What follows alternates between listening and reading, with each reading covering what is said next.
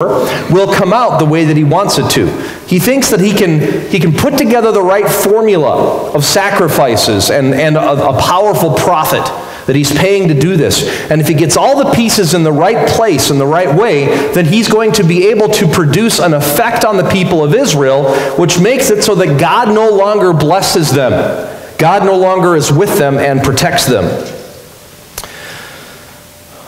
But as we see in this account, when Balaam comes back, he pronounces God's blessing on the people. God says to him in verse 5, "Return to Balak, and thus you shall speak." And he returned to him, and behold, he and the princes of Moab were standing beside his burnt offering. And Balaam took up his discourse instead, "From Aram Balak has brought me the king of Moab from the eastern mountains. Come curse Jacob for me. Come and denounce Israel. How can I curse whom God has not cursed? How can I denounce whom God has not denounced? From the top of the crags I see him, from the hills I behold him. Behold, a people dwelling alone and not counting itself among the nations. Who can count the dust of Jacob or number the fourth part of Israel? Let me die the death of the upright, and let my end be like his." So instead of pronouncing a curse, which is what Balak was trying to get Balaam to do, Balaam pronounces a blessing. And in verse 11, we see Balak's response. "What have you done to me? I took you to curse my enemies, and behold, you've done nothing but bless them." And Balaam answered, "Must I not take care to speak what the Lord puts in my mouth?" Clearly, Balak is not happy that the man he hired to curse has more or less looked at the people that he's supposed to curse with envy. Balaam's statement here is sort of, if you can't beat them, join them, sort of a statement. We see that there when he says, "Let me die the death of the upright. Let my end be like his." I want to be with them. They have God's blessing. That's where I want to be. I don't want to be here with Balak, with the Moabites and the Midianites. I want to be with the people of Israel in the place of God's blessing. If you can't beat them, join them. And so Balak begins with confidence, but we very quickly see that confidence begin to erode. As the story goes on, Balak in verse 13 says to Balaam, "Please, come with me to another place from which you may see them. You shall see only a fraction of them. You shall not see all of them, and curse them for me there." So in the previous attempt, as we saw and we read, Balaam saw a portion of the people of Israel, a large portion perhaps, and he attempted to curse them, to get a message of cursing from the Lord. But God wouldn't let him curse them. And so Balak, he's thinking, okay, that didn't work out that time. Tell you what, let's go to a different place where you can see a different portion of the people and a smaller portion, and maybe you'll be able to do the same type of ritual, have the same sort of procedure, and you'll be able to curse them from there. So Balak saw that his first attempt didn't work, and in the king's mind, he's looking for ways to get God to pay attention to him instead of the people of Israel. He's following prescriptions that have been in place in their pagan culture for a long time, offering sacrifices according to accepted forms and sets of 7. He's using a powerful prophetic man, and now he's trying different high place locations. In the ancient Near East, it was very common to think that a high place was nearest to the gods. And different high places had, being present at different high places put you in stronger connection with the gods, gave you higher influence with them. And so the first high place having not worked, Balaam and Balak go to another high place and another perspective on the people of Israel to try this spell again. The ingredients weren't quite right. The sequence of events wasn't just so. And so we're going to try this again somewhere else. They're losing confidence, but they're still trying. They want to find a way to curse God's people. And so there is this attempt to get God's attention and his influence in another way. Balak suggests it. Balaam goes along with it.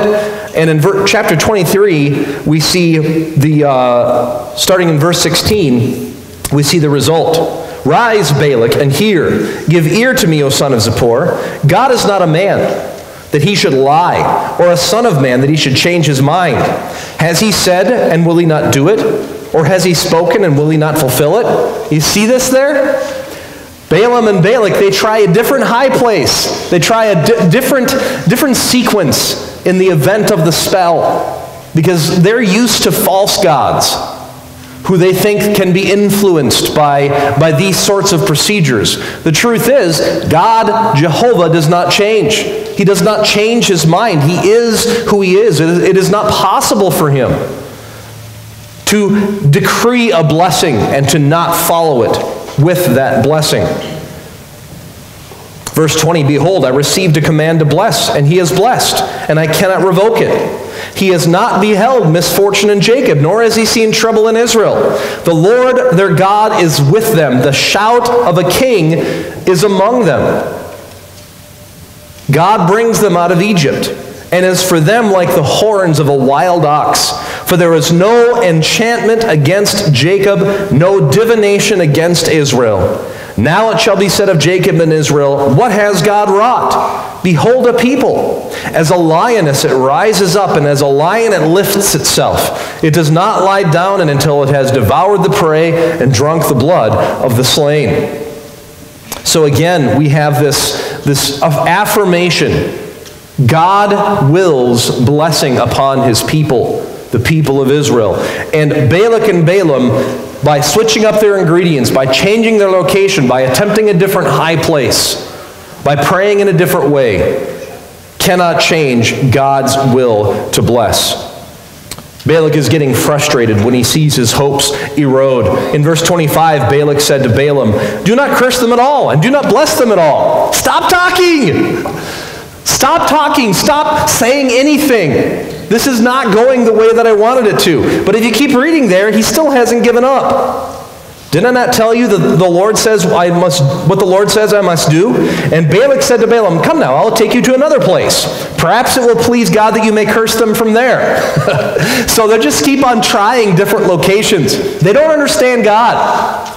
People outside of God's blessing don't understand him. They think he is like the world. But God is holy. He is altogether himself. We should not be trying to force God into the terms of what the world thinks God should be like. Our source for truth about God, about how he blesses, about what kind of a person he is, about his character, about his will and his determination to bless his people comes from his word, not from the misconceptions of the lost, not from the caricatures of those who do not know him. We must know God himself from his word. Balak begins in confidence. He moves to erosion, as we see here. His confidence erodes until finally he ends in frustration. He ends in frustration in chapter 24. When Balaam saw that it pleased the Lord, I need to jump up in the context a little bit. In verse 28 of 23, so Balak took Balaam to the top of Peor, which overlooks the desert. And Balaam said to Balak, build me the altars, and they followed the same procedure like I mentioned. The location here, Baal of Peor, is interesting. It's a powerful place, the most powerful Baal high place of that region, some of the scholars think. It was a popular place for worship. This place is repeated in the Bible as the place of failure and temptation for the people of Israel in many locations, and we'll see that a little later here. But here in 24:1 we see the third attempt. But Balaam, his perspective has changed, and we'll get to him in a moment here, but I want to read this so that you see what's going on. Balaam saw that it pleased the Lord to bless Israel. He did not go as at other times to look for omens. He just set his face to the wilderness where the people of Israel were. So in the previous two attempts, Balaam followed the ritual through and tried to find a way to thread that needle so that he could both not affront Yahweh, but so that he could also find a way to please Balak and get his payday. By the time we get to the third event here, he's given up. He knows that he's not going to be able to curse these people. He doesn't follow through in the procedures. He doesn't do the spell like he's done it before. He doesn't go to the high place and do his process of divination. He just goes to the high place, looks into the wilderness, and waits for God to speak, because he knows that God's going to speak. So this is what the third attempt looks like. And as we read it, Orlick, wow. Orlick. Sounds like someone from Dickens. Okay, the oracle of Balaam the son of Beor, the oracle of the man whose eye is open, the oracle of him who hears the words of God, who sees the visions of the Almighty falling down with his eyes uncovered. This is the standard behavior of a prophet when he is in the presence of God, right? This is what happens. This is what happens to Moses when God passes by, and this is what happens to John in the beginning of the book of Revelation when Jesus comes, and to prophet after prophet in between these events. When God shows up, they fall down when they see a vision of the Almighty. What is this oracle? How lovely are your tents, O Jacob, your encampments, O Israel. Like palm groves that stretch afar, like gardens beside a river, like aloes that the Lord has planted, like cedar trees beside the waters. Water shall flow from his buckets, and his seed shall be in many waters. His king shall be higher than Agag, and his kingdom shall be exalted. God brings him out of Egypt, and is for him like the horns of a wild ox. He shall eat up the nations. His adversaries shall break their bones in pieces and pierce them through with his arrows. He crouched, he lay down like a lion, like a lioness, and who will rouse him up? Blessed are those who bless you, and cursed are those who curse you. And I think as we see here, there's an intensification and an expansion of the terms of God's blessing on his people. Balak is frustrated with this. His anger, verse 10, was kindled against Balaam, and he struck his hands together. He struck his hands together, and Balak said to Balaam, I called you to curse my enemies, and behold, you've blessed them these 3 times. Therefore now flee to your own place. For I said, I will certainly honor you, but the Lord has held you back from honor. So here we have Balak in his frustration comparing the gifts that he can give with the gifts that God can give. That seems to me to be a pretty foolish comparison, folks. But Balak is so arrogant in his lordship, so high and powerful in his majesty, in his own sight, that he really thinks that the blessing that he has to offer Balaam can compete with obedience to Jehovah and the blessing that God has to offer. The clapping his hands thing would be a single clap, not applause, not appreciation, as clapping is in our culture. It was the cultural expression of royal anger, and in most cases, when a king clapped like that, whoever his clap was directed against was swiftly followed into execution. It was a sign of royal disapproval, a sign that this person is either going to be executed by royal decree or this person is outlaw. And if anyone does kill them, the king will look the other way and smile when he does it. So this clapping of his hands was a severe censure. In Balaam's case, because Balaam is a powerful prophet, a worker of magics and divination, it's followed by banishment and no payment rather than execution. And so we see here that Balak began with confidence that his money, his connections, his royal majesty, his following of the rituals of the day, his appealing to Jehovah God as if he were a pagan god would bring about the results that he wanted. The truth is, he has no idea who Jehovah is or what Jehovah is like. He has no idea at all. His perspective is completely wrong because he doesn't have revelation. The only way to get revelation is through God's people, and he is opposed to them, and nothing will change his mind in that opposition. And there are many people in this world who are like that, who will see God's determination to bless you and look on with envy, jealousy, opposition, disdain, and wish only to find a way to remove God's blessing from you, not to get involved in God's blessing themselves. There are many people in the world like that today. When you encounter them, how should you deal with them? Well, the people of Israel, they ended up in war with Balak. and his allies, and they killed him. Let me suggest that that is the wrong perspective for the church age. That's not how we do things now. In the New Testament context, when people opposed the Apostle Paul, when people opposed Jesus Christ, what is the teaching that we have? Bless those who curse you. Bless and curse not. This is the behavior of God, to bless those who ignore and neglect his glory. He has done it for you, and so you may do it among these others.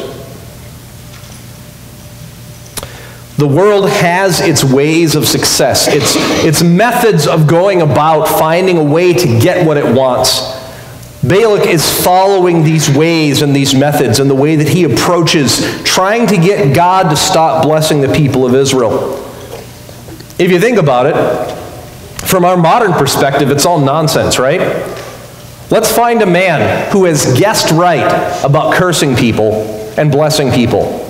Let's spend amazing amounts of money and travel thousands, well, hundreds and hundreds of miles to get him to come here so that he can do it here. And then when he gets here, we're going to bribe him, follow his instruction, and kill lots of animals and spill gallons and gallons of blood so that he can go by himself up on top of a hill, look up into the sky, dance around a little bit, and then come back with a message that is going to cause a curse to come upon these people. From a modern mindset, that's all nonsense. And the truth is, it's nonsense in their time too. Not because it wasn't possible for a man to have connection to evil forces that was effective, which Balaam may have had in previous times, but simply it's nonsense because God has designated Israel as his blessed people. And anything against them is going to fall apart, is going to come to nothing. It is impossible to curse what God has blessed. And so the way that the world pursues success, pursues what it perceives as blessing, is often unreasonable, arbitrary, nonsensical. Sometimes the choices that are made to get success in the world are cause and effect driven with a view to short-term success, wealth, happiness, freedom now. But they do not take into account reality, even as Balak cannot take into account the reality of Jehovah. The truth is that God is the one with whom all of us have to do, both now and forever.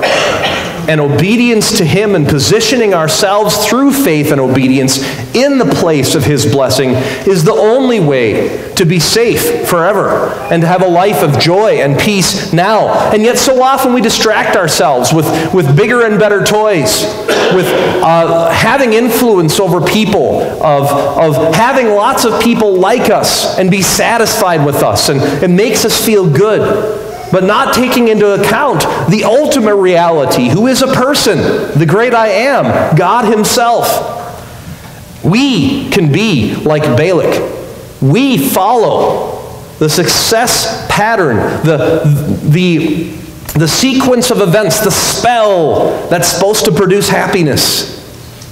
All too often, we as Christians forget that the blessing of God is the most significant thing about us. No short-term success is worth being at variance with Jehovah God. No short-term success is worth setting at naught the sacrifice of Jesus Christ. In small groups today, your first question will open the conversation for the world's way to success and how in our day we as Christians ought to think about that. And so I hope that your small group, when you get together, can have a good conversation and help one another in having a good perspective on these things. So that's Balak and his perspective. It's not going to work out for him, we already know. What about Balaam? He seems like he's learning some things here, right? We've already noticed that. He's a man who's sitting on the fence. The whole time he's been trying to find a way to thread the needle. He knows that the God of Israel is significant beyond all the pagan gods. He can't work his magic against Jehovah. It's just not going to happen. And he's very afraid of displeasing Jehovah. He fears to attempt to curse what God has blessed. And so he won't speak the curse. He won't even speak a lip service to the curse, knowing that it won't work. He won't even dare speak the words in a powerless way, because he does not want to displease the God of Israel. He does not want to cross the line with him. Problem with Balaam, well, one of the problems with Balaam is a problem that's present in us. And that is that when it comes to Jehovah God, when it comes to God,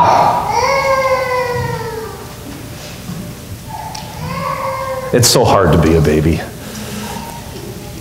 When it comes to God, we often draw a line in a place where we think, at this point, if I don't cross this line, God's going to be okay with me.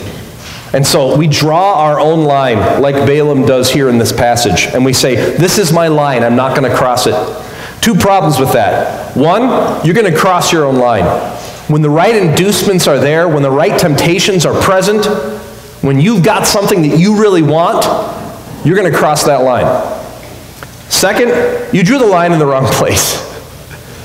If you think you can draw a line and through that drawing know what pleases or displeases God, then you've missed the point. It's not, where can I draw the line so that I can get away with just enough so I can have my pleasure, have my fun, and not get God mad at me. God has said, love me with everything. Give yourself to me wholly. So if you're drawing a line and getting as close as you can to it, right up on the edge, you're being Balaam. You're threading the needle. You're trying to find the way to have what you want without getting God mad. The problem is God has said, I will have you worship me and worship me alone. You will glorify me, and I will not share my glory with anyone else. There is no line. God himself is to be the object of your life. So as we look a little more at Balaam here, please recognize that he tried to draw a line, and it does not work out well for him.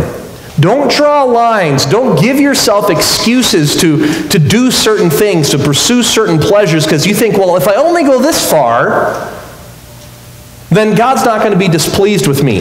The point of all of this is that God is the blesser, that God is the giver. He's the point.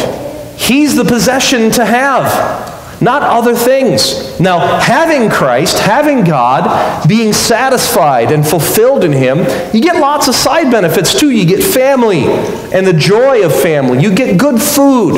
You get to go on vacation and enjoy his creation. It's not like God takes all these things away from you. It's just that he's the beginning. And if you're drawing lines, your beginning is your pleasure, your will, your desires. Instead, make God the purpose, God the point. And all these things, if you seek first the kingdom of God, all these things, they'll be added to you. Give God your life. He knows what's best for you, and he will give you the good. Balaam, he doesn't understand this. He's got the wrong perspective. He fears to curse what God has blessed, but he doesn't really understand God. He has already told Balak that no amount of money will work an effective curse against these people. Balaam knows he doesn't have the power to handle it. But in chapter 23, 7 through 10, we saw earlier that Balaam wished to identify with the people of Israel. He recognizes God's inexorable blessing, and he entertains the idea of going over to the enemy. He thinks, they're the people to be with because God is the most powerful blesser. As you recall, Balak wants to adjust his procedures to try to curse again from a different location, change the recipe, adjust things just a little. But we find in 23, 18 through 24, as we read earlier, that God of Israel is not fickle. He does not change his mind. Our procedures, our trying to get up to the line without crossing it, our using methods to influence him are not effective. God's will is best.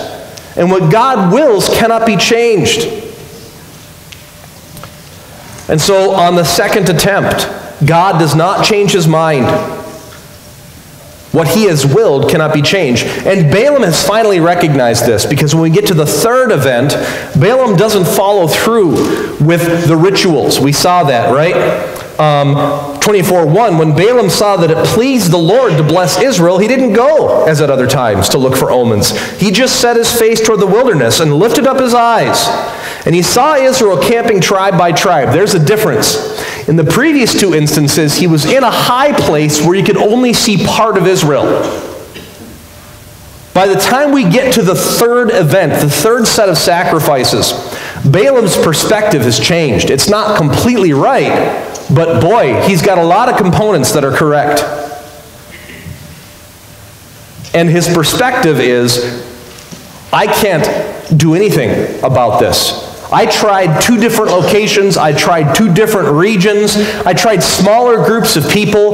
This time he goes and he sees the whole camp of Israel. And he knows that he's not going to be able to curse them. He knows the outcome before the attempt. And so we have that third blessing as it grows in power. And I'll save that for next week, the content of the blessings. In response to this, as we saw earlier from Balak, he was threatened and banished. Balaam was threatened and banished without any payment for his services. But prophets always get the last word. You notice that in the Bible. When a king says something to a prophet and shuts him down, the prophet's always talking as he's walking out the door. This happens very regularly, and that's what Balaam does too here. Balak's anger was kindled against Balaam. He struck his hands together. I would have blessed you, but you chose to identify with Jehovah instead. And Balaam said to Balak in verse 12, did I not tell you and your messengers whom you sent to me, if Balak should give me his house full of silver and gold, I will not be able to go beyond the word of the Lord, to do either good or bad of my own will? What the Lord speaks, that I will speak. Don't you remember I warned you that this is what would happen? Behold, I am going to my people. Come, I will let you know what this people, the people of Israel, will do to your people in the latter days. And he took up his discourse with a final prophecy, kind of a final blessing. The oracle of Balaam, the son of Beor, the oracle of the man whose eye is opened, the oracle of him who hears the word of God and knows the knowledge of the Most High, who sees the vision of the Almighty falling down with his eyes uncovered. Recognize that? It's almost word for word of chapter 24, verses 3 and 4. All right, so Balaam has oriented himself in a different way toward Jehovah. I see him, but not now. I behold him, but not near. A star shall come out of Jacob, and a scepter shall rise out of Israel. It shall crush the forehead of Moab and break down all the sons of Sheth. Edom shall be dispossessed. Seir also, his enemy, shall be dispossessed. Israel is doing valiantly, and the one whom Jacob shall exercise dominion and destroy the survivors of cities. So not only have we got an affirmation in the first blessing that God's people are where I should be. I need to be where God's blessing is. Not only have we got that, we've also got God does not change his mind. He is consistent. In the second blessing, in the third blessing, we have an affirmation that Israel is going to be presently victorious. They are going to wipe out their enemies. And then in the fourth blessing, we have a promise of lasting victory. Because the people of Israel will not only have present victory, but the time is coming. A star will rise. And we'll get into greater detail in this next week, Lord willing. But a star will rise and he will wipe out all of these. But this isn't near. This is far. This is a distant prophecy. So all of this just points to a crushing defeat for Balak and for the surrounding nations. There's no way that they survive this. So Balaam has the last word. There's a few other prophecies that are more miscellaneous that we'll look at a little more last week. There are additional references to this event in the rest of the Bible that I want to take a little bit of time to look at. Balaam left without his payment according to the end of this story, but I think that Balaam does not actually leave without something. Things are more complex than the conclusion of the book of Balaam here. Let's take a look at a few cross-references. Numbers chapter 31, verse 8. when the battle with Midian and Balak finally comes to pass, they killed the kings of Midian with the rest of their slain. Evi, Rechem, Zur, Hur, and Reba, the 5 kings of Midian. These would have been sort of warlords. They also killed Balaam the son of Beor with the sword. So Balaam was banished back to his country, and he told Balak at the conclusion of what we just read in chapter 24, he said, I'm going back to my people. But here just in the next couple of months, we see that he stayed in the region. So what he said would happen didn't happen. Verses 15 and 16, Moses was angry with the officers of the army and the commanders of the thousands and the commanders of hundreds who had come from service in the war. And he said to them, have you let all the women live? Behold, these, on Balaam's advice, caused the people of Israel to act treacherously against the Lord in the incident of Peor, so that the plague came among the congregation of the Lord. Now, this event occurs in Numbers chapter 25, so I'm not going to cover too much of it right now, except to say that apparently when Balaam closes off his prophecies at the end of Numbers 24, he switches, and he's no longer a diviner, he becomes an advisor. And his advice to Balak is, okay, there's no way that we can get God to stop blessing these people through magical spells. Instead, what we need to do is we need to separate God's people from him. The way you do it is you get your prettiest girls to go visit their camp and to draw their men into idolatry with sexual favors.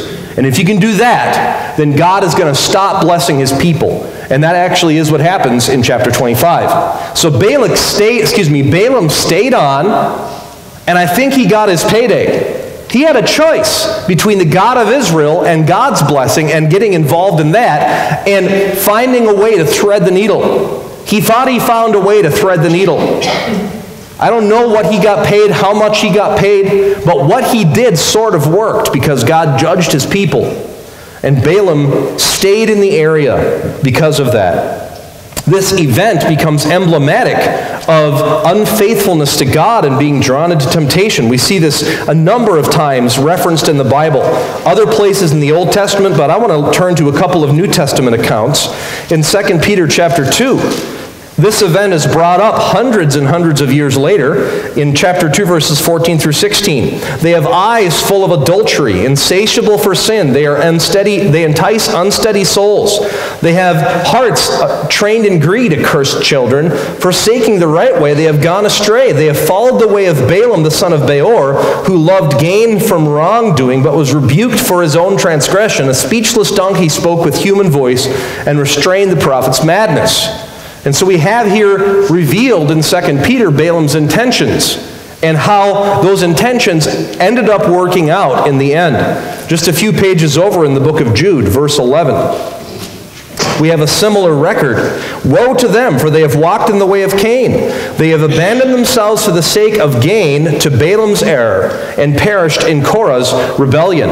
And then probably just one page over further in your Bible, Revelation chapter 2, verse 14, when speaking of the church of the church of Pergamum, but I